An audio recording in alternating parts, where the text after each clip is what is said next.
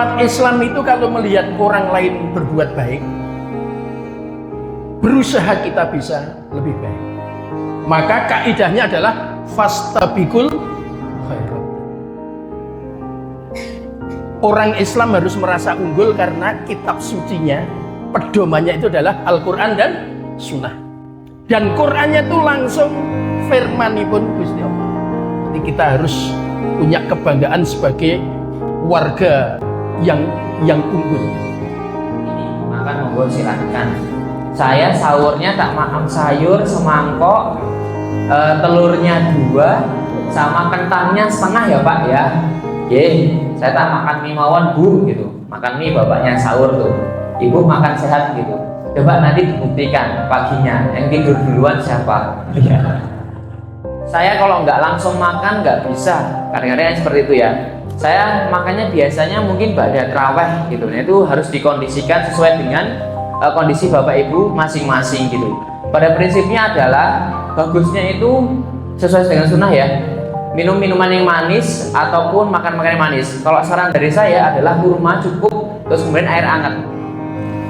Ini jadi sudah 8. Sebelum sahur, selepas sahur, saat berbuka, selepas sholat maghrib, selepas makan, selepas sholat isya, selepas sholat tarawih, dan sebelum tidur. Ini pas 8.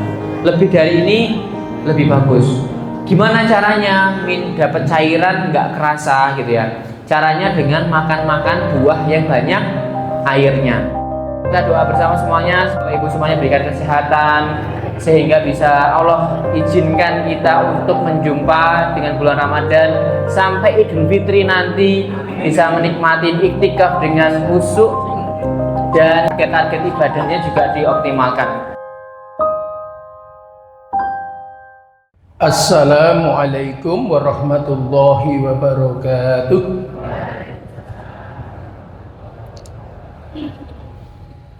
Alhamdulillahi rabbil alamin. Wassalatu wassalamu ala asyrafil anbiya'i wal mursalin wa ala alihi wa sahbihi ajma'in, amma ba'du. Ibu-ibu beserta bapak-bapak, keluarga besar jamaah Masjid Asy-Syifa, Rumah Sakit PKO Muhammadiyah Sleman yang kami hormati, alhamdulillahirabbil alamin. Pada pagi hari ini kita dipertemukan oleh Allah di penghujung bulan Sya'ban. Sedikit akan kami sampaikan di juz 2 sedikit. Karena kemarin sudah banyak yang beli tafsir At-Tanwir juz 2, saya sampaikan sekilas di awal.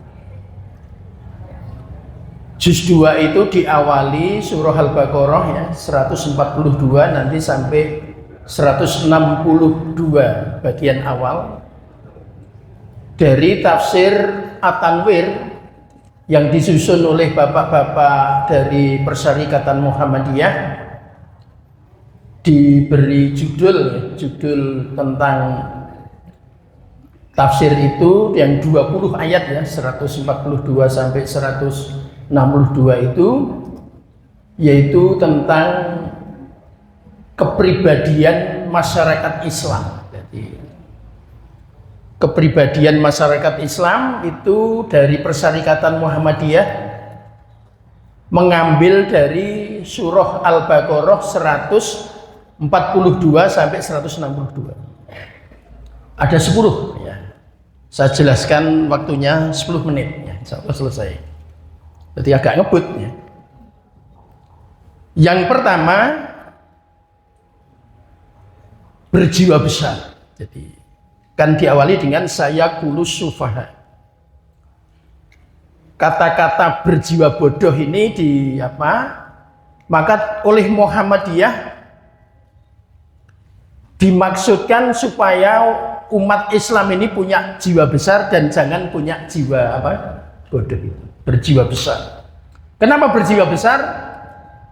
Karena kita ini umat Islam yang oleh Allah diberi Al-Quran. Al-Quran yang mempunyai sekup menyelesaikan seluruh problem masyarakat itu. Jadi berjiwa besar. Maka umat Islam tidak boleh berjiwa kerdil, harus punya jiwa besar. Yang pertama. Yang kedua,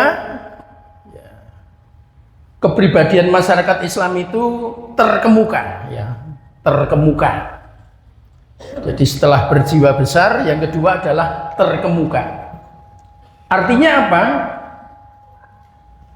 Umat Islam itu kalau melihat orang lain berbuat baik, berusaha kita bisa lebih baik.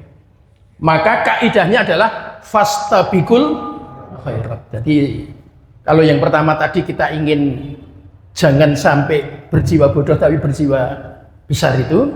Lantas yang kedua ini kita harus punya semangat berlomba-lomba untuk kebaikan. Maka Persyarikatan Muhammadiyah selalu berlomba.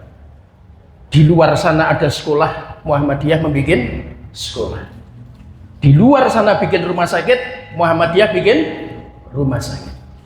Itu yang kedua. Yang ketiga, pencerah.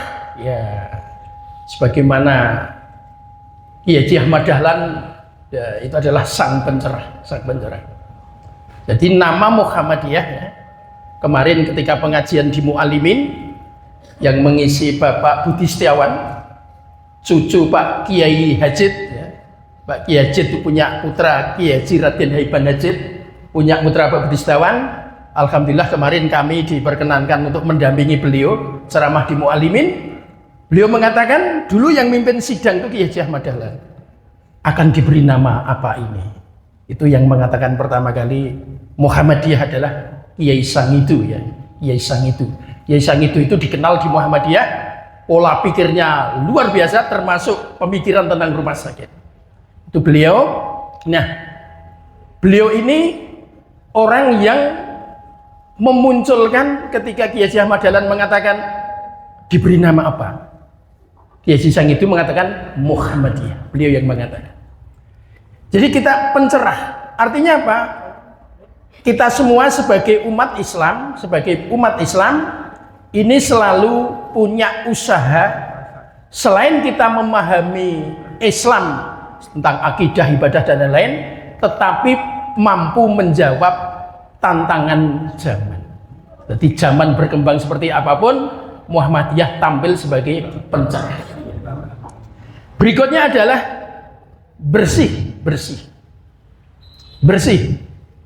Bersih di sini dikandung maksud warga Persyarikatan Muhammadiyah dalam beramal harus tidak tercampur dengan takhayul, khurafat dan bid'ah. Jadi kalau ada kalender di rumah jatuh, padahal kalender itu ada fotonya anak kita, lantas kita mengatakan, kenapa ya kok kalender jatuh? Padahal itu ada foto anak saya. Jangan-jangan anak saya akan menemui hal yang tidak baik. Itu namanya takhayul. Muhammadiyah tidak berpikir kayak gitu. Apalagi terus punya keyakinan hari lahirnya anak saya kan Kemis Kliwon. Loh, ini kan Rebo pagi, berarti tinggal besok pagi. Lantas punya keyakinan anaknya akan sengsara. Itu yang disebut dengan khurafat. Muhammadiyah tidak berpikir seperti itu. Setelah itu lantas pergi ke pasar membeli beras, gula, gawe jenang abang karo jenang putih. Aneh-aneh dalam kegiatannya. Maka aneh-aneh dengan maksud tertentu yang tidak sesuai dengan syariat Islam, itu bisa masuk kategori bid'ah. Jadi ibadah yang tidak sesuai dengan syariat Islam. Nah, itu yang disebut dengan bersih. Setelah itu apa? Unggul. Orang Muhammadiyah, keunggulannya di mana? Karena Muhammadiyah itu arruju'u ilal Quran was sunnah. Orang Islam harus merasa unggul karena kitab sucinya, pedomannya itu adalah Al-Quran dan Sunnah. Dan Qurannya itu langsung firmanipun Gusti Allah. Jadi kita harus punya kebanggaan sebagai warga yang unggul, ya. Setelah unggul adalah berkearifan. Maka kita kalau hidup bermasyarakat di Persyarikatan Muhammadiyah, ud'u ila sabili rabbika bil hikmah wal mau'izatil hasanah wajadilhum billati ahsan ila akhir. Jadi kita ini menggerakkan itu dengan hikmah supaya bisa dengan tepat. Ini masyarakat seperti ini, caranya seperti ini, berkearifan. Oh, ini untuk orang tua, pendekatannya seperti ini. Dulu cerita dari Mu'alimin kemarin, Yai Sang itu bersama teman-teman ketika melihat di alun-alun ada anak-anak kecil tidak berpakaian, anak-anak kecil tidak makan, diapakan? Diambil, dimandikan, dicarikan apa? Pakaian, dicarikan makan. Itu yang disebut kita dengan berkearifan. Artinya apa? Masyarakat itu kondisinya seperti apa? Kita dekati, kita selesaikan dengan sebaik-baiknya. Berikutnya adalah religius ya. Muncul di tafsir At-Tanwir. Nanti bapak-bapak ibu-ibu bisa membuka tafsir At-Tanwir jilid 2. Ayat 142 sampai 162, halaman 17 sampai 21. Wah, kok Pak Kirman hafal? Karena saya sudah membaca. Jadi, ibu-ibu beserta bapak yang kami hormati, di situ disebutkan religius itu artinya apa? Umat Islam harus punya keyakinan di mana-mana itu diawasi oleh Allah Subhanahu wa Ta'ala. Kemana-mana. Karena kita merasa diawasi oleh Allah, maka kita akan menjadi orang yang diperhatikan oleh Allah. Maka kita harus rajin berdoa supaya dikabulkan doa-doa kita. Karena kita berdoa itu sebagai bukti kalau kita merasa dekat kepada Allah. Itu yang disebut dengan religius. Dua kata terakhir di tafsir At-Tanwir disebut efektif dan efisien. Sekali lagi, ini adalah tafsir At-Tanwir surat Al-Baqarah ayat 142 sampai 162 bagian pertama juz 2. Efektif. Apa artinya efektif? Kita ini oleh Allah diberi ada sumber daya alam, ada sumber daya manusia. Kita harus punya keyakinan sumber daya alam dan sumber daya manusia itu adalah pemberian dari Allah Subhanahu wa Ta'ala. Karena itu pemberian dari Allah, maka perjalanan hidup kita semata-mata mensyukuri nikmat dari Allah Subhanahu wa Ta'ala. La in syakartum la azidannakum wa la in kafartum inna adzabi lasyadid. Dan yang terakhir, efisien. Ketika membahas efisien, tafsir At-Tanwir dari Persyarikatan Muhammadiyah mengungkapkan pertama surat Al-Asr. Yang kedua, mengungkapkan ditutup di alinea terakhir itu dengan ucapan Ali bin Abi Thalib sebagai menantu Nabi. Ali bin Abi Thalib mengatakan, al-haqqu bila nidhamin yaghlibuhul batil binidham. Barang yang bagus itu, barang yang hak itu, Islam yang baik ini, Al-Quran yang serba benar ini, kalau tidak dikoordinir dengan baik, akan diporak-porandakan oleh kebatilan tetapi yang terorganisir secara baik. Untuk itu, dengan pengajian rutin setiap Sabtu di pekan pertama di Rumah Sakit PKO Muhammadiyah Sleman ini, harapan kita adalah menjadi orang-orang yang bisa dikoordinir, yang bisa di-manage, yang bisa bersatu padu dalam rangka untuk menggerakkan sebuah persyarikatan organisasi besar yaitu Muhammadiyah. Mudah-mudahan ada manfaatnya. Assalamualaikum warahmatullahi wabarakatuh. Bismillahirrahmanirrahim. Assalamualaikum warahmatullahi wabarakatuh.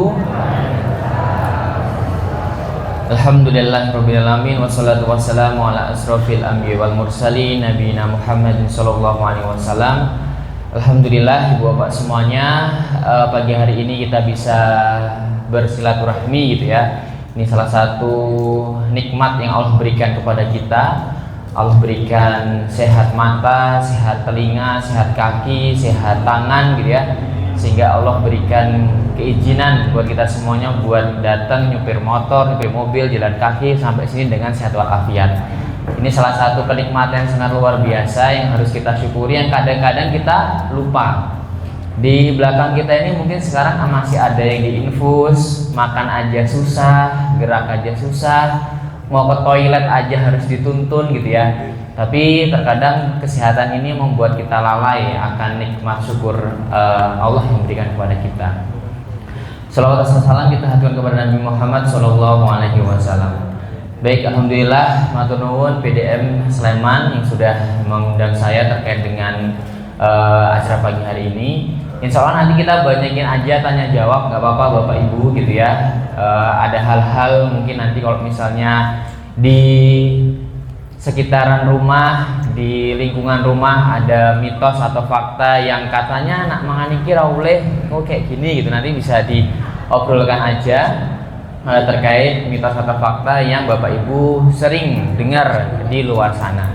Sebelumnya saya Yogi, saya ahli gizi Rumah Sakit PKU Muhammadiyah Gamping dan Sleman gitu ya. Kalau Sleman ada Bu Leli Ulfah, rumahnya juga di dekat RSUD Sleman. Alhamdulillah pagi hari ini kita akan ngobrolin terkait dengan menu buka puasa sehingga saat puasa ini kita bisa sehat.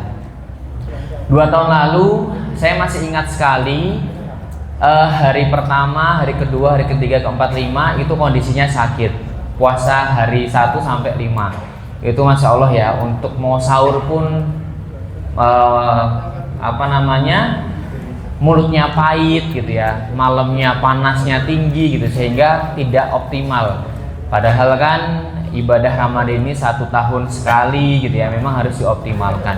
Jadi harapannya kita berdoa semuanya semoga Allah memberikan kita kesehatan sehingga kita bisa lebih optimal. Ini kesempatan bonus kita bisa ketemu di bulan Ramadan sehingga pahalanya kita bisa lebih banyak gitu ya. Jangan sampai kita sia-siakan bulan Ramadan ini dengan tidur-tiduran, makanannya tidak sehat sehingga ngantuan gitu ya, yang harusnya itikaf kok malah tidur, pinginnya itikaf jam 2 sampai jam 4 malah ketiduran bablasan sampai jam 5 gitu ya, gara-gara makannya kebanyakan. Nah ini salah satu, nanti kita ngobrol gimana caranya habis sahur bisa sampai suruk gitu ya untuk mendapatkan pahala haji dan umroh gitu ya. Jadi biar gak ngantuan gimana caranya nanti kita ngobrol gitu. Jadi Bapak Ibu semuanya terkait dengan ibadah puasa ini memang prinsipnya adalah akan dirubah metabolisme kita yang awalnya kita sarapan pagi jam 7, makan jam 12, makan siang gitu ya. Pagi, siang, sore biasanya kita makan, tapi kita ubah gitu ya dengan pola makan jam 4 sudah makan, jam 8 atau jam 7 itu juga sudah makan. Jadi posisinya akan merubah metabolismenya sehingga kalau misalnya tidak makan dengan sehat akan kaget gitu ya. Apalagi dengan kondisi-kondisi Bapak yang mempunyai riwayat penyakit seperti hipertensi, diabetes gitu. Jadi memang harus dikonsulkan terlebih dahulu dengan dokter penyakit dalam gitu. Pada prinsipnya kita jangan sampai lewatkan terkait dengan ibadah sahur gitu ya. Ini sahur ini bukan hanya makan tapi memang ada nilai ibadahnya. Kan banyak istighfar, itu juga akan menggugurkan dosa-dosa kita, banyakin doa gitu ya. Itu ada waktu-waktu mustajab ya, soal waktu kita sahur, waktu kita buka itu adalah waktu-waktu mustajab. Jadi memang selain itu kita harus selipkan nilai ibadah. Selain makan itu dalam hati kita juga diniatkan, ya Allah kami mau ibadah nih untuk niat makan dan untuk diniatkan untuk ibadah sehingga bisa mendapatkan pahala. Jadi pada prinsipnya sahur itu Ibu Bapak, kita mungkin nanti akan bahas satu persatu. Sahur ini memang harus dioptimalkan. Terkadang banyak banget yang menyepelekan sahur ini gitu ya. Padahal itu energi kita dari jam 5 pagi sampai jam 6 sore gitu. Apalagi untuk Bapak Ibu yang sedang bekerja, ada aktivitas, itu memang harus dioptimalkan terkait dengan sahur gitu. Nah, untuk sahur sendiri Bapak Ibu nanti bisa sambil diseling tanya jawab biar nggak boring gitu ya, biar nggak bosen gitu ya. Pada prinsipnya adalah Bapak Ibu harus sahur di akhir waktu yang pertama, terus kemudian sebelum sahur itu prinsipnya harus minum air putih dulu. Karena kita harus mengoptimalkan dalam satu hari itu tetap ada 8 gelas yang diasup. Yang biasanya kita jam 7 minum, jam 10 pagi minum, jam 12 minum, jam 13 minum, jam 15 minum, sehingga ini sahabat waktu puasa kita akan dirangkum. Gimana caranya siang ini nggak minum, tapi malam pada waktu buka sampai sahur itu bisa tercukupi 8 gelas. Nanti kita akan ngobrolin waktu-waktu mana saja sih agar 8 gelas itu bisa terkonsumsi dengan baik gitu. Nanti kita akan ngobrol biar nggak apa ya, bahasa Jawanya tuh apa ya, kembung ya, bukan ya, kembung, bahasa Indonesia kembung gitu ya. Jadi harapannya nanti bisa optimal. Terus kemudian terkait dengan aktivitas setelah sahur itu biasa saja gitu ya. Jangan sampai kok dibanyakin tidur gitu ya. Itu malah nanti akan membuat lemes kita. Kayak gitu. Apalagi teman-teman yang memang sudah pensiun, bapak-bapak yang sudah pensiun gitu ya, pastikan aktivitas minim ya dibandingkan teman-teman yang masih memang bekerja. Nyapu, terus kemudian jalan kaki pada suruk gitu, enggak apa-apa, monggo silahkan. Yang penting ada aktivitas, jangan sampai cuma tidur-tiduran aja kayak gitu. Nanti kita akan ngobrol terkait dengan konsumsi makanan sahur itu, komposisinya itu apa saja. Terus kemudian terkait dengan buka puasa ini nanti bisa diobrolkan terkait dengan minum-minuman apa saja yang harus dioptimalkan gitu ya. Terkadang ada pertanyaan kemarin di masjid lain, boleh nggak sih saya minum kopi gitu ya, padahal belum makan gitu. Terus ada lagi, boleh nggak saya ngerokok dulu? Masya Allah ya. Nah itu apalagi untuk ahli hisab gitu ya, monggo silahkan nanti bisa kita diskusikan lagi. Gitu. Oke Bapak Ibu semuanya, kita mungkin nanti bisa masuk terkait dengan sahur dulu ya. Sahur ini kita nanti ada yang mau tanyakan dulu? Monggo silakan biar cair dulu. Ada yang mau tanyain? Sambil nunggu ACD-nya kita banyak tanya jawab aja. Ada Bapak Ibu yang mau tanya? Monggo sebenarnya Bapak Ibu. Untuk materi sudah kami share di grup dan di grup-grup yang lain. Silakan bisa dibuka. Monggo kalau ada yang bertanya. Ada yang mau tanya? Kalau belum tak lanjutkan dulu. Oh nggih, monggo Pak. Terima kasih. Assalamualaikum warahmatullahi wabarakatuh. Waalaikumsalam warahmatullahi wabarakatuh. Sesuai dengan judul makan yang bergizi, apakah makan yang bergizi itu sudah melingkupi halal atau thayyibah? Ini saja dulu. Terima kasih. Assalamualaikum warahmatullahi wabarakatuh. Waalaikumsalam warahmatullahi wabarakatuh. Jelas sudah nih Pak, saya langsung secara singkat jelas sudah gitu, karena memang halal dan thayyibah itu memang hal yang baik untuk tubuh kita gitu ya. Dan itu juga keseluruhan makanan-makanan yang sehat dan bergizi sudah Allah catat gitu ya, sudah Allah berikan kalau misalnya itu pasti akan membuat energi yang baik gitu ya. Kecuali memang makanan-makanan sudah diharamkan oleh Allah, babi dan sebagainya, itu udah pasti dengan keimanan kita itu pasti sudah tidak memberikan manfaat sedikit pun. Tapi pada prinsipnya adalah jika makanan yang sehat bergizi itu sudah include atau sudah termasuk dengan halal dan thayyibah, itu sudah pasti sangat jelas sudah termasuk seperti itu. Tidak terbalik. Halal thayyibah itu di dalamnya sudah bergizi. Jadi yang lebih besar adalah halal dan thayyibah, bawahnya bergizi. Betul, sepakat. Pada prinsipnya adalah untuk halalan thayyibah itu sudah pasti bergizi. Nah, saya sepakat itu. Betul. Bergizi belum tentu dengan halalan thayyibah. Sepakat Bapak? Gitu Bapak Ibu semuanya. Kita masuk ke sahur terlebih dahulu. Sahur yang harus digarisbawahi adalah jangan tinggi karbohidrat. Karbohidrat itu apa Bapak Ibu? Karbohidrat itu adalah nasi, mie, ya, jagung, terus kemudian umbi-umbian. Nah, itu jangan terlalu banyak. Kentang jangan terlalu banyak. Ada beberapa masyarakat di luar sana, wes mangannya mie aja lah yang cepat gitu ya. Nah, itu nanti saya yakin habis subuh udah tidur. Gitu ya. Karena pada prinsipnya adalah nasi, karbohidrat itu tuh mengenyangkan. Cepet, maam nasi banyak gitu ya, kenyang, alhamdulillah, energinya banyak, energinya oke, semangat. Tapi nanti mungkin 1-2 jam itu udah lemes, ngantuk. Karena apa? Karena akan dipecah langsung menjadi gula. Jadi semua makanan yang kita makan, baik itu sayur, terus kemudian karbohidrat, baik itu tempe, tahu, ayam, ikan, semuanya akan dipecah menjadi gula, gitu ya. Sehingga nanti akan diserap oleh usus kita dan mendapatkan energi untuk tubuh kita. Tapi komposisi dari nasi, terus kemudian protein itu sangat berbeda. gitu ya, sangat berbeda Ibu Bapak.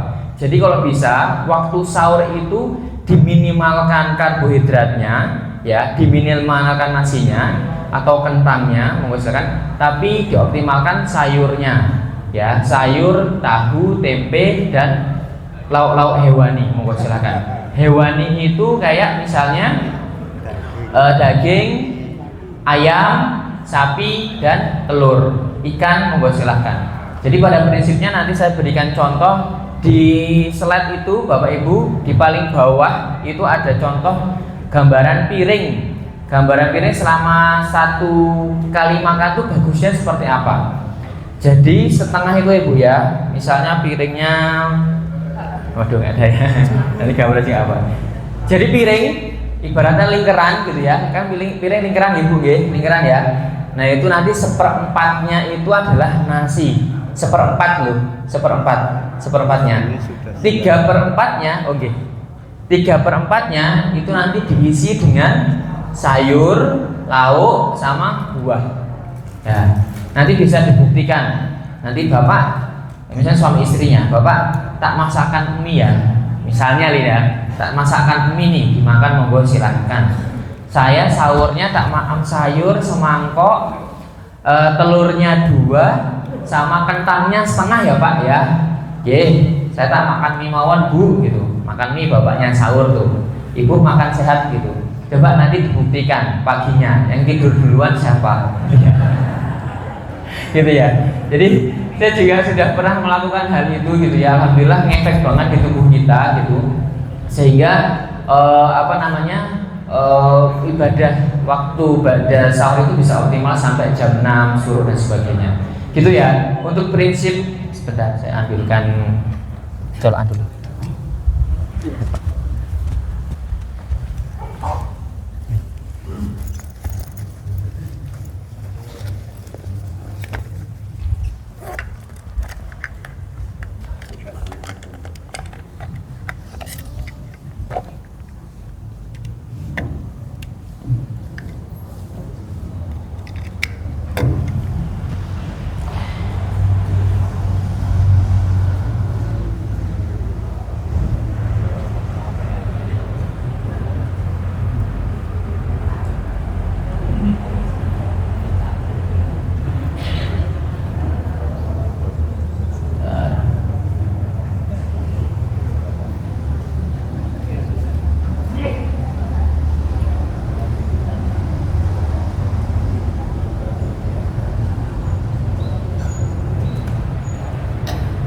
Belum ya Pak ya? Ya nggak apa-apa sambil jalan aja ya Bu ya. Belum ya?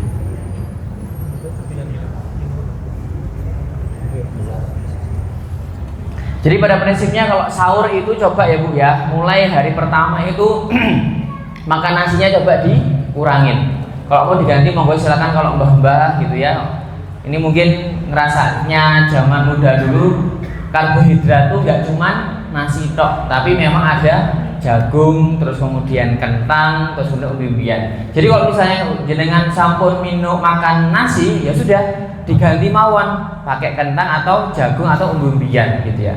Jadi kalau zaman dulu kan pakai ubi rebus, kemudian nanti sayurnya adalah sayur nopo bayam santan apa-apa ya, monggo silakan ya. Itu juga bisa. Jadi posisinya nasinya jangan double, karbohidratnya jangan double.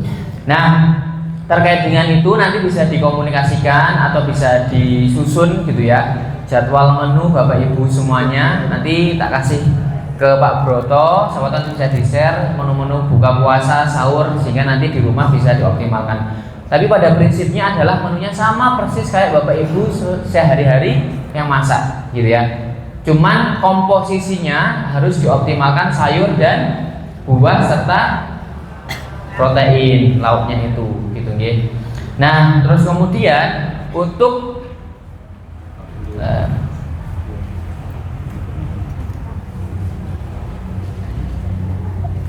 sudah dibuka, bisa dibuka? Bentar ya, biar lebih.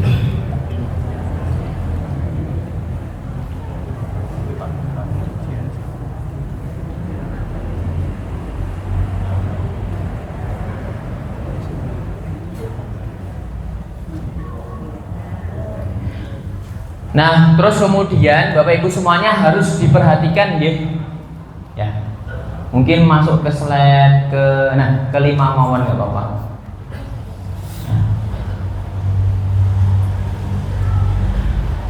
Nah ini ya, yang harus kita obrolkan tadi adalah sahur, buka puasa, cemilan sama air putih.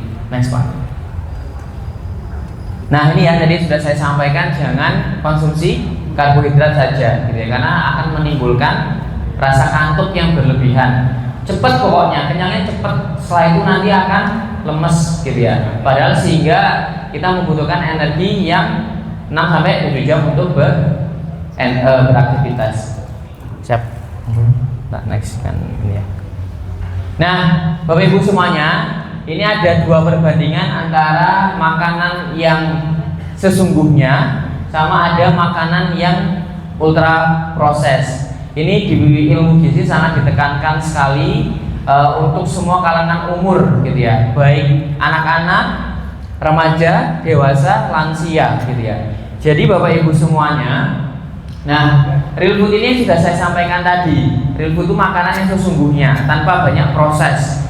Kayak misalnya ya masak sendiri, terus kemudian bahan-bahannya juga segar, gitu ya. Itu namanya real food. Tapi di zaman sekarang ultra proses tuh udah marak banget, gitu ya. Seperti apa? Nugget, sosis, gitu ya. Hal-hal seperti itu harus dihilangkan stok di kulkas, gitu ya. Ada yang nyetok kulkas atau nyetok di freezer? Ada ya, karena tinggal goreng maklum selesai ya. Nah, benar ada proteinnya, benar ada nilai gizinya, benar, tapi memang itu sangat sedikit, gitu ya, karena itu butuh proses. Apalagi ultra proses food ini banyak banget natriumnya. Natrium itu apa? Natrium itu adalah garam. Nah, garam kalau misalnya kita banyak konsumsi itu tuh akan menimbulkan rasa haus, gitu ya, sehingga nanti waktu kita puasa tuh kok pinginnya kok minum padahal kan puasa ya. Jadi hindarin juga nih Bapak Ibu waktu sahur itu makanan keripik-keripikan, keripik singkong, keripik tempe, gitu ya, nyemil gitu. Nanti tanpa disadari Bapak Ibu nanti akan haus, sehingga nanti puasanya kok kering tenggorokannya, nanti nggak bisa optimal. Jadi boleh pada prinsipnya itu konsumsi cemil-cemilan itu boleh Bapak Ibu semuanya, tapi memang harus dibatasi. Jadi makanan-makanan ultra proses food ini memang harus diminimalkan, khususnya untuk anak-anak juga yang mempunyai anak-anak yang masih tumbuh kembang, harus disediakan makanan yang memang real food, gitu ya. Jadi ini alhamdulillah semakin kesini tuh semakin banyak yang sadar, gitu ya, terkait dengan makanan-makanan yang real food ya, makanan-makanan yang sesungguhnya dan makanan-makanan yang banyak prosesnya. Ini juga memang suatu rasa syukur bagi kami sebagai ahli gizi sudah banyak yang teredukasi lewat TikTok. Ada Bapak Ibu yang main TikTok di sini? Ada ya Bapak Ibu TikTok di situ ya. Jadi alhamdulillah edukasi tersampaikan dengan mudah sehingga bisa diterima.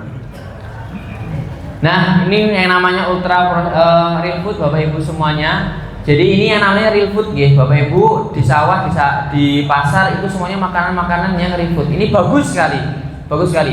Jadi kalau misalnya makanan yang banyak warnanya gini, ini banyak mengandung antioksidan, gitu ya. Jadi itu untuk menangkal radikal bebas yang ada di tubuh kita. Apalagi nanti banyak makanan yang manis, gitu ya. Waktu buka puasa banyak makan makanan gorengan. Nah, ini sebagai balance-nya atau sebagai apa ya bahasanya tuh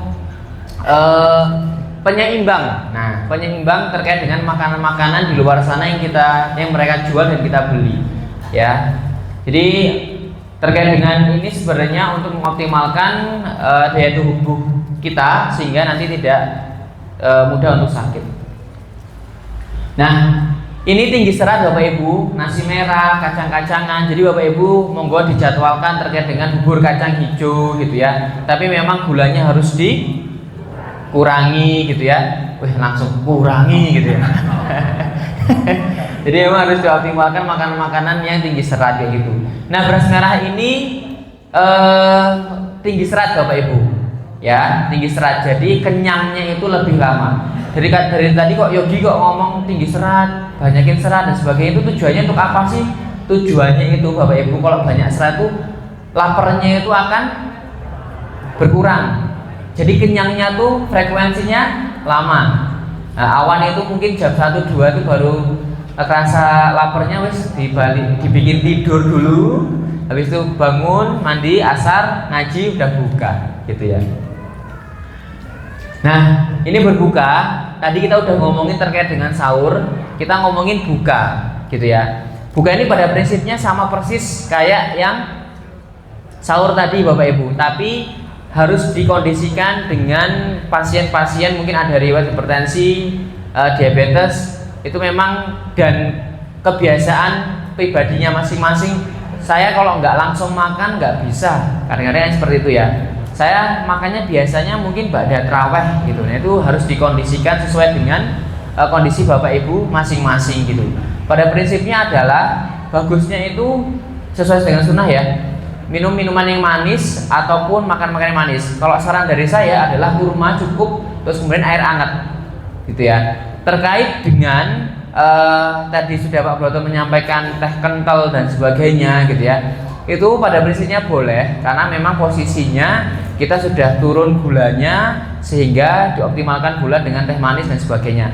Namun harus digarisbawahi Bapak Ibu semuanya, teh itu tidak bisa minum yang gelas besar. Nggak marem ya, nggak marem ya, gelas besar gorengan gitu toh, nggak marem pokoknya, nggak gelas besar nggak marem gitu, nggak apa-apa, proses Bapak. Mungkin saya edukasinya sekarang nanti bisa ngelakuinnya di 2027, nggak apa-apa, yang penting sudah terkonfirm terkait dengan informasinya. Pada prinsipnya saya sarankan air hangat terus kemudian kurma. Kalau misalnya mau sholat dulu maghrib monggo silakan. Karena posisinya gula itu bisa diambil dari kurma itu. Ya, cukup 3 terus kemudian air putih. Tapi kalau misalnya memang harus makan monggo silakan. Bapak Ibu semuanya, kalau misalnya Bapak Ibu ini tipe yang sahur itu harus makan gitu ya. Berarti minum tehnya ba'da tarawih aja. Gitu ya. Karena eman-eman jenengan udah bikin opor ya, opor ayam gitu ya, terus kemudian tahu, tempe, bayam gitu ya, terus kemudian minumnya kok minum teh, nanti akan terhambat penyerapan zat besinya. Zat besi itu adalah untuk darah merah kita, sel darah merah kita. Jadi apalagi kalau misalnya Bapak Ibu punya anak-anak remaja perempuan gitu ya, yang sudah mulai menstruasi, terus kemudian kok setiap buka puasa sahur kok cuma diberikan teh aja minumnya, itu harus dikurangin. Minimal kalau misalnya mau minum teh di jeda gitu ya, jeda minimal 30-45 menit sehingga tidak tabrakan dengan makanan-makanan yang setelah kita konsumsi. Seperti itu. Ya, jadi kalau prinsipnya mau kolak monggo silakan, tapi nggih harus dengan mangkok kecil, mangkok soto kudus ya. Nah, soto kudus kan mangkoknya kecil nggih. Itu kolaknya monggo silakan. Terus kemudian cara masak kolak ini santannya di terakhir aja gitu ya. Jangan sampai bluduk-bluduk dari awal di bluduk sehingga nanti lemaknya keluar. Nah, itu yang namanya ada kolesterol. Santan itu tuh nggak ada kolesterolnya ya Bapak Ibu ya. Nggak ada kolesterol, santan itu nggak ada kolesterol. Durian itu juga nggak ada kolesterolnya ya, cuma proses pemasakannya yang membuat minyak itu keluar. Jadi santan itu kan kalau dimasak dalam frekuensi lama, suhunya sangat tinggi, itu akan menimbulkan minyak ya, minyak. Nah, itulah namanya kolesterol, sehingga nanti kalau misalnya dikonsumsi akan menimbulkan plak-plak lemak di pembuluh darah kita kalau misalnya konsumsinya berlebihan. Bapak Ibu sering masak rendang, sering masak opor, itu kalau santannya di awal kan otomatis nanti lemaknya muncul itu yang warna kuning di merah itu di atas. Nah, itu yang namanya kolesterolnya di situ. Kalau misalnya kebanyakan itu kurang bagus. Itu. Jadi pada prinsipnya kolak monggo silahkan disesuaikan dengan kondisinya masing-masing Bapak Ibu semuanya terkait dengan asupan makan Bapak Ibu semuanya. Nah, ini ya. Coba saya mau tes. Nanti kalau ada saya kasih door prize, saya titipkan nanti Mas Holik atau Pak Happy. Yang kalau buka puasa nggak makan gorengan. Bener nggak Broto? Iya, Senin Kamis nggak makan gorengan berangkat gorengan. Oh. Ada yang dalam, ada Bapak Ibu yang nggak makan gorengan? Emang nggak makan gorengan. 1, 2, 3, 4, 5, 6. Ada? Itu ya 5 ya. Saya kasih hadiah. Besok berarti Ahad depan masih ada lagi. Oh, mboten. Puasa. Nanti ngikuti jamaah itu. Oh, gitu, ngikutin hari bersama. Ya. Nanti WhatsApp saja ke nomor saya Pak Bu 0821 7540 9221 0821 7540 9221. Yang hari ini sudah berkomitmen nggak makan gorengan sebelumnya atau kedepannya, nanti WhatsApp saya tak kasih hadiah ya. Tapi aja ngapusi loh ini loh ya, ngapusi loh. Wes pokoknya urusannya sama sing puasa pokoknya ini. Hadiahnya PKU nanti. Ada pokoknya ada brandingnya PKU. Soalnya nanti tak kirimkan. Ya. Hadiah umroh nanti dari PDM insyaallah. Hadiahnya gorengan. Ya, hadiahnya gorengan. Ya, pada prinsipnya adalah gorengan itu boleh ya, boleh. Tapi memang nak misalnya kok nggak makan gorengan itu, masya Allah tabarakallah bahasanya gitu ya. Itu alhamdulillah banget, itu menjadi contoh buat kita semuanya. Karena gorengan itu adalah yo digoreng pakai minyak sing mungkin berkali-kali, isinya yo cuma apa ya, nak misalnya bakwan yo tepung gitu ya, sehingga nilai gizinya itu sangat minim sekali dibandingkan Bapak Ibu makan makanan yang real food tadi, kayak gitu ya. Gorengan itu sebenarnya real food betul, tapi memang komposisi gizinya itu lebih sedikit.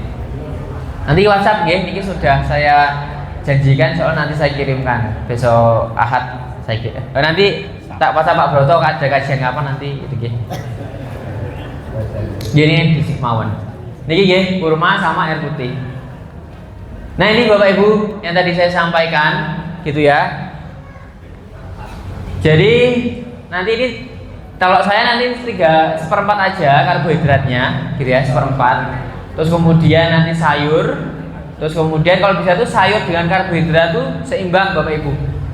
Ya, tapi alangkah bagusnya ini bisa digaris lagi nih, dipotong lagi, jret, dipotong.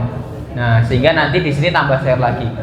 Jadi komposisi sayur tuh minimal bagusnya dengan karbohidrat dan sayur itu bisa seimbang. Tapi lebih bagusnya lagi Bapak Ibu bisa dioptimalkan sayur sama buah dan lauknya. Gitu. Nah, ada tips lagi nih. Bapak Ibu gimana caranya bisa sayurnya banyak tuh gimana? Tak kasih tips. Nak ngambil makanan itu di piring, mending ngambil sayurnya dulu. Coba ya, coba. Nah, nasinya dulu, nanti nasinya udah 3 centong, nggak ada tempat buat sayur. Ya kalau mau kondangan gitu kan biasanya kan dikasih mangkok sendiri itu ya. Nah, itu alhamdulillah itu bagus juga. Jadi kalau misalnya ada ikhtiar dari Bapak Ibu semuanya pingin konsumsi sayur banyak, untuk konsumsi sayurnya itu mending maamnya ngambil nasinya dulu. Coba. Atau kalau di rumah sakit itu sayurnya itu ditaruh di mangkok sendiri. Gitu ya, taruh mangkok sendiri.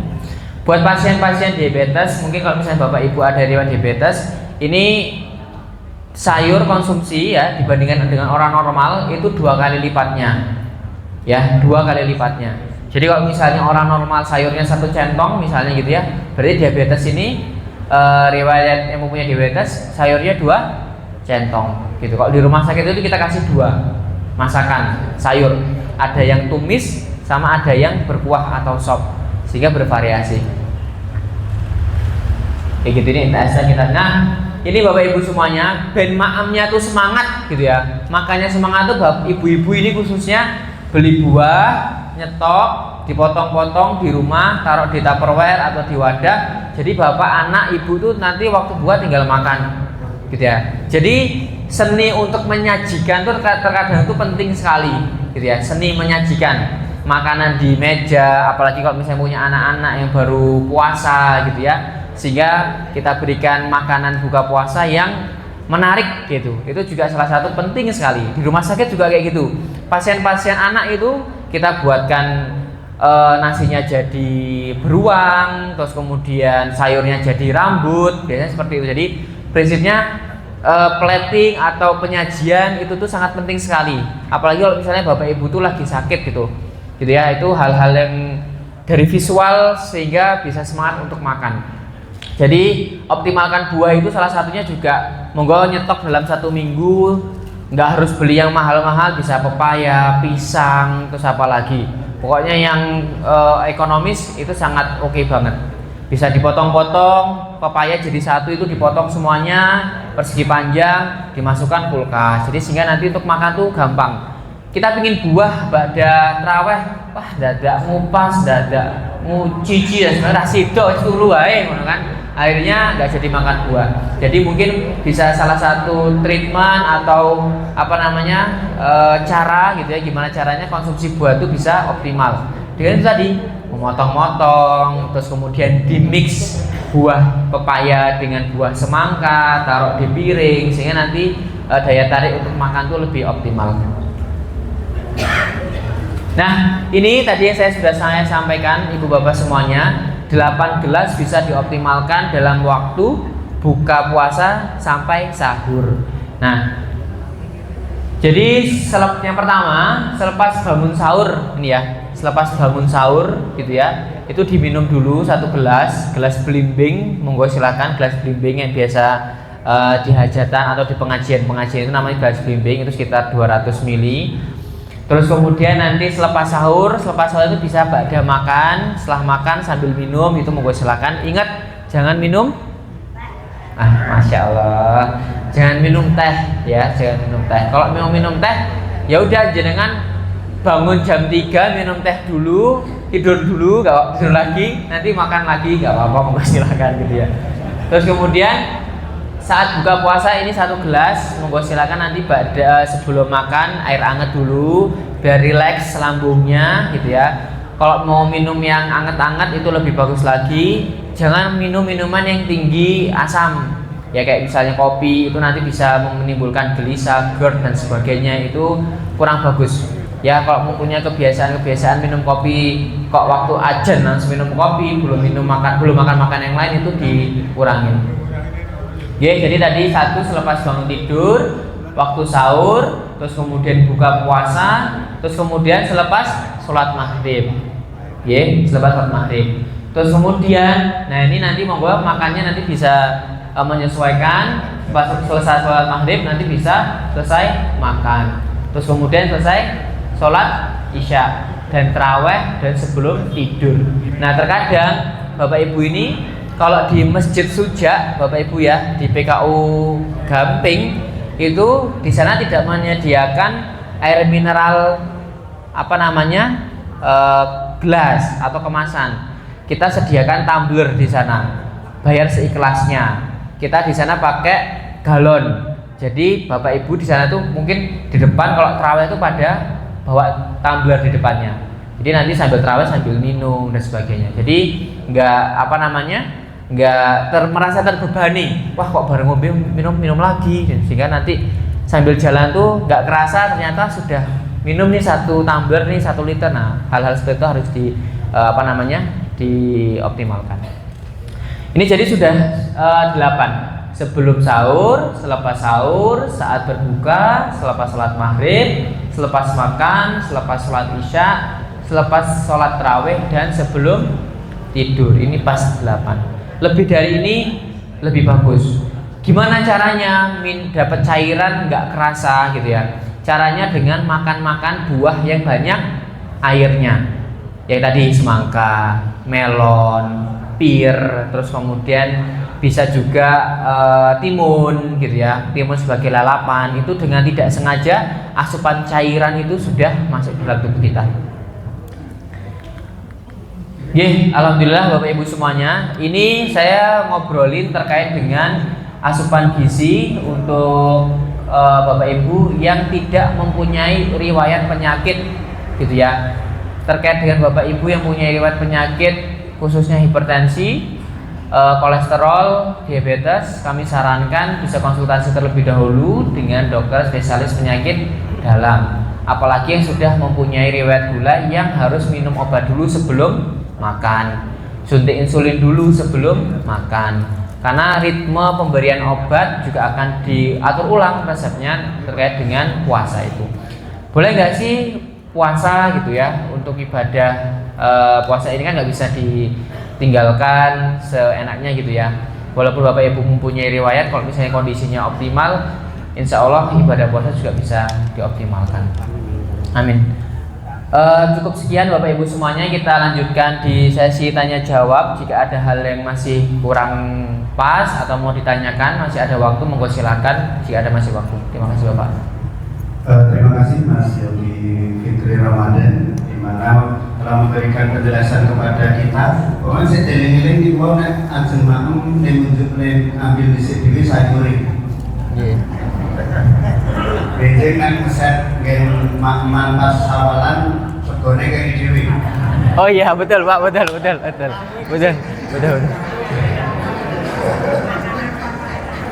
Lagu di sini. Betul. Maka untuk Bapak Ibu yang mau bertanya, Waalaikumsalam warahmatullahi wabarakatuh. Betul belum lagi. Bentar. Pakai mic mau.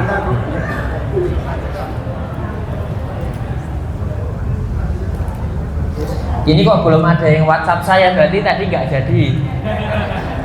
Oh.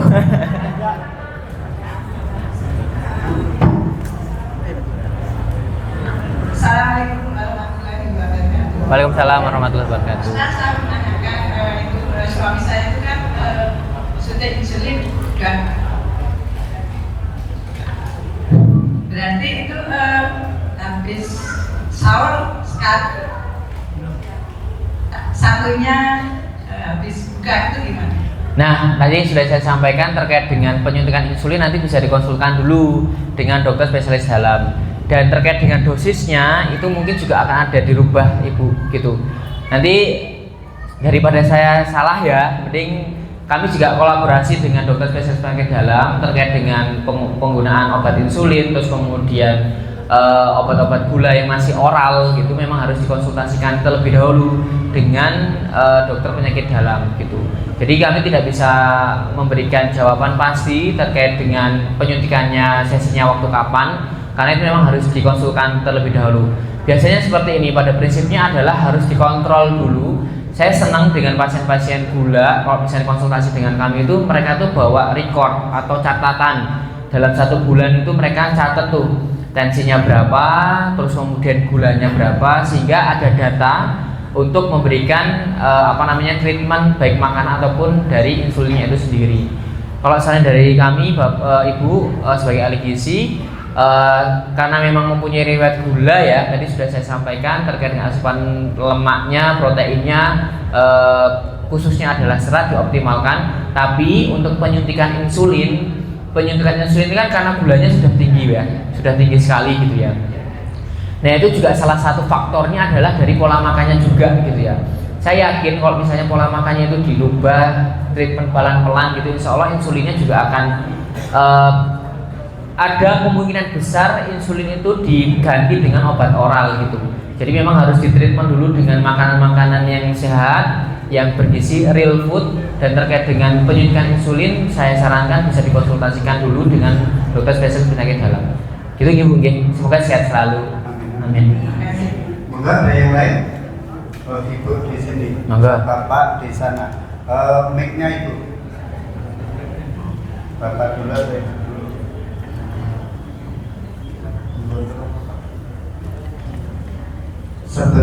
Sebutkan nama, kali alamat supados Mas Dokter Silemangso cerah. Di sini kan sudah ada dokter penyakit dalam itu Taufik kalau nggak salah. Insyaallah. Mohon izin, saya Iya, monggo. Dewi dari Bisama. Tadi kan disebutkan tidak boleh memakan ya yang ultra proses. Tapi nugget sendiri sekarang kan banyak yang di pembuatan nugget dan lain. Monggo Pak.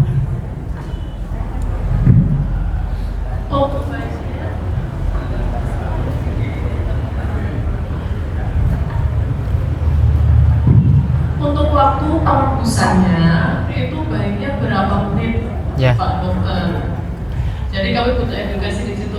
Kan kalau terlalu lama merebus begitu kan gizinya berkurang. Ya, betul. Ya, minta pencerahan. Siap. Saya kemarin sempat bikin chicken nugget pakai itu Mbak. Sticknya itu pakai serai. Gitu. Jadi serai belakangnya itu kita potong, terus kemudian kita buat ayam giling, terus kemudian dikasih tepungnya sedikit saja untuk perekat, tambah telur. Nah itu nanti bisa dibuat kayak sate buntal yang di Bali itu, sate lilit, terus kemudian direbus atau dikukus. Nah saya bisa menyarankan untuk dikukus saja Mbak, dibandingkan dengan direbus. Kalau rebus itu bisa, tapi posisinya nanti akan ada kandungan air yang menempel di situ, masuk di situ, sehingga nanti sebenarnya nggak masalah ya. Tapi kalau misalnya mau dibandingkan antara kukus dan rebus, saya mending optimalkan yang kukus gitu ya, dioptimalkan kukus. Terkait dengan waktu, kalau ayam itu cepet banget, tapi kalau daging lumayan agak lama gitu ya. Mungkin bisa 10-15 menit untuk yang ayam. Kalau untuk yang daging bisa sampai 20 menitan seperti itu. Pada prinsipnya bisa digarisbawahi juga tadi sudah diingat sama Mbaknya. Terkait dengan nugget dan sebagainya itu boleh ya, apalagi kalau misalnya jenengan bikin sendiri gitu ya, itu sangat mudah sekali.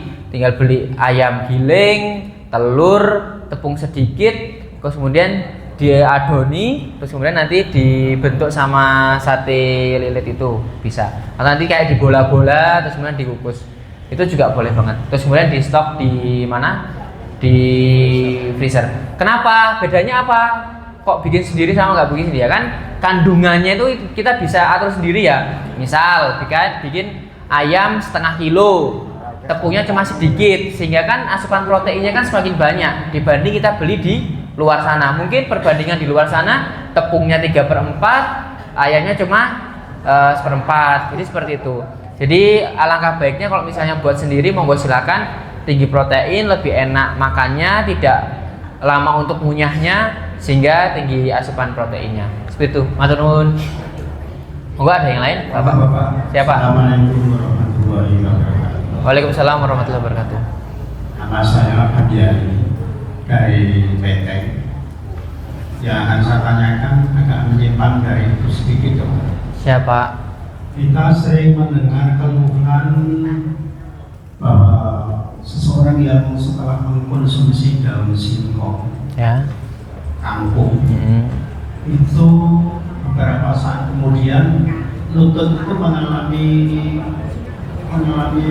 Nyeri. dan sebagainya.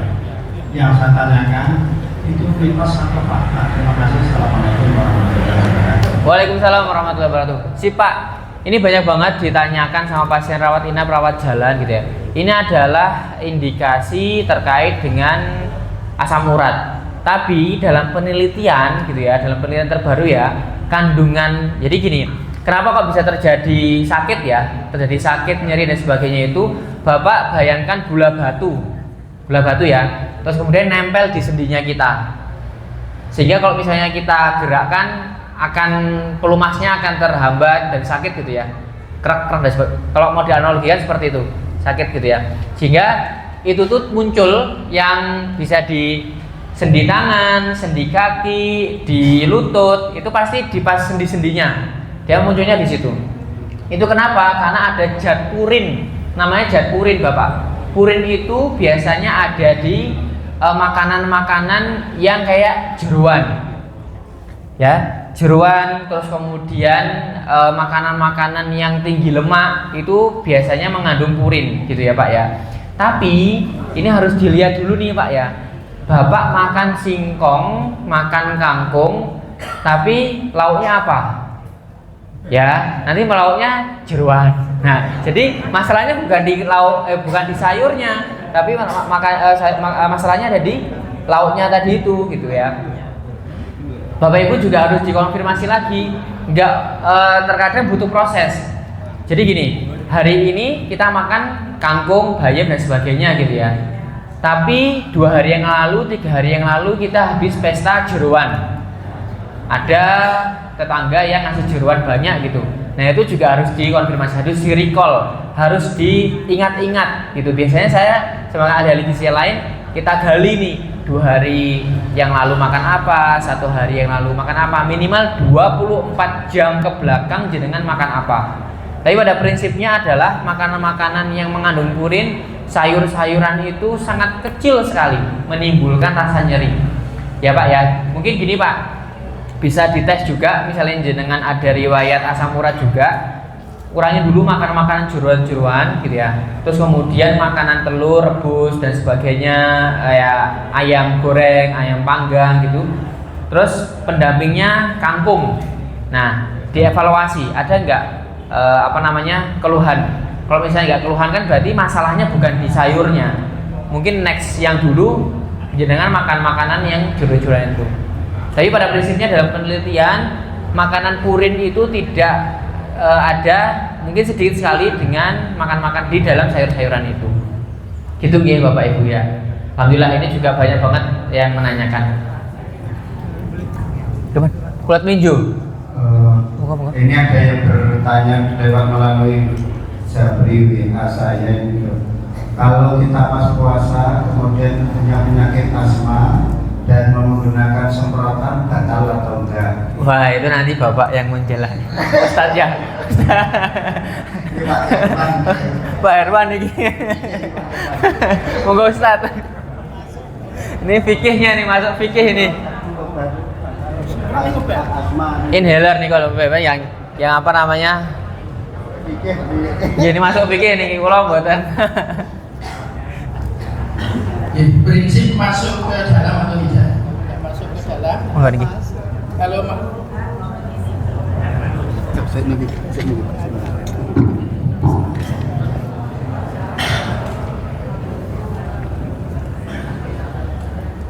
ini tafsir ya, tafsir. Berapa coba ini? Ini yang kebetulan Ramadan ya, bulan Ramadan yang dikeluarkan oleh PP Muhammadiyah, Masjid Takjim. Prinsip masuk atau tidak? Kalau masuk ya Batal. kalau dapat bagian luar tidak apa-apa. Jadi kalau masuk pokoknya batal, kalau tidak masuk tidak ditegur. Ya masuk. Kalau terus sudah nyemprot di pasir ngirup-ngirup atau di pasir lagi. Jadi prinsip masuk di tenggorokan atau tidak. Kalau tidak masuk tidak batal. Terima kasih. Itu Mbak Jizin yang bertanya. Untuk Bapak satu lagi gini. Terakhir nanti disambung bahwa makan itu kalau orang awam termasuk saya ukurannya kasarannya jauh parah. Tetapi menurut kesehatan makan itu harus memenuhi sekian kalori tiap makan. Betul. Berapa kalori kita sekali makan dan bentuknya misalnya bagaimana? Atau makan 1 telur, 2 gorengan sudah cukup dan belum kenyang tapi sudah memenuhi gizi. Bagaimana penjelasannya? Siap. Jadi pada prinsipnya adalah kalori itu satu dengan yang lain itu berbeda, gitu ya. Misalnya Bapak umur 50 dengan umur 40 jumlah kalorinya berbeda. Anak remaja yang umur 17 tahun dengan 25 tahun kalorinya berbeda. Apalagi Bapak Ibu yang sudah lansia umur 70, 80, terus kemudian 40 tahun itu kalorinya berbeda. Terus kemudian apalagi ibu hamil kalorinya itu ada penambahan karena memang ada janin yang memang harus dapat asupan. Pada prinsipnya jika tadi dilihat dari piringku, amutan Pak. Yang terakhir Pak. Nah ini. Nah jadi normalnya Bapak Ibu kalau lihat di supermarket gitu ya, bacanya di belakangnya dibaca itu bisa dikategorikan sampai 2.200 kilokalori per hari. Itu secara normal, secara garis besar. Tapi tidak bisa diambil saya pribadi, individual nggak bisa. Tapi kalau misalnya mau digaris besarkan itu 2.200 kilokalori. Nah, ini Bapak Ibu, seperti ini estimasi sekitar 550 kilokalori. Ya, 550 kilokalori.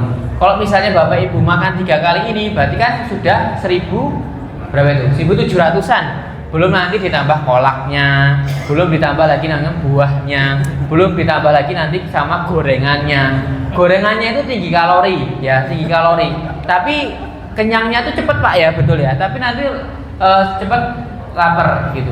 Jadi pada prinsipnya adalah kalau Bapak Ibu bisa dilihat dengan asupan kalori dengan piring seperti ini sekitar 500 sampai 550 kilokalori seperti itu.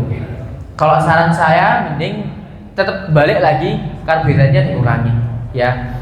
Sama ini ya, saya mau garis lurus juga sebelum nanti ada salah persepsi.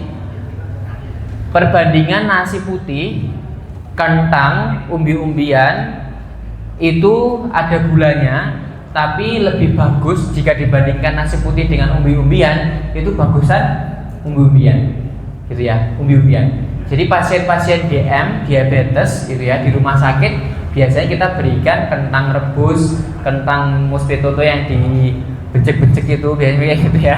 Itu biasanya kita optimalkan di situ karena apa? Indeks glikemiknya atau nilai gulanya itu lebih rendah dibandingkan dengan nasi tadi. Kalau pasien-pasien diabetes memang harus kurangin gulanya. Gitu nggih. Terus ada lagi pertanyaan. Nasi dingin dengan nasi panas gitu ya, gulanya banyak mana gitu ya. Masya Allah, keren sekali ini jamaahnya. Tepuk tangan dulu. Iya betul ya. Jadi memang walaupun tidak signifikan ya terkait dengan perbandingan jumlah gulanya, tapi mending didinginkan dulu. Tapi didinginkan tuh bahkan di Instagram itu nasi itu dimasukkan freezer Bu. Nasi masukkan freezer, dibikin kayak es batu gitu. Terus kemudian besoknya dikeluarkan dimakan. Itu benar-benar mereka tuh menjaga. Tapi ya sama aja ya, makan nasinya kayak gitu tapi masih minum es teh dan sebagainya, porto baik gitu ya. Jadi kalau misalnya jenengan kok ini ikhtiar sampai nasinya kok dimasukkan kulkas, ya berarti ikhtiar yang lain juga harus dioptimalkan. Eman udah masukkan nasi di kulkas kok pendampingnya kurang bagus. Cukup Bapak Ibu semuanya, kita doa bersama semuanya, Bapak Ibu semuanya berikan kesehatan sehingga bisa Allah izinkan kita untuk menjumpa dengan bulan Ramadan sampai Idul Fitri nanti bisa menikmati iktikaf dengan khusyuk dan target-target ibadahnya juga dioptimalkan. Gitu nggih. Jangan sampai hal-hal kecil ini kita tidak diniatkan untuk ibadah. Berangkat kerja, pulang kerja, makan, mandi, ke pasar, bismillah kita niatkan sebagai ibadah agar di bulan Ramadan kita dapat pahala yang sangat banyak sekali. Amin. Terima kasih, mohon maaf sekali lagi jika banyak salah dan saya tunggu WhatsApp-nya kalau misalnya ada yang tidak makan gorengan. Terima kasih. Wassalamualaikum warahmatullahi wabarakatuh.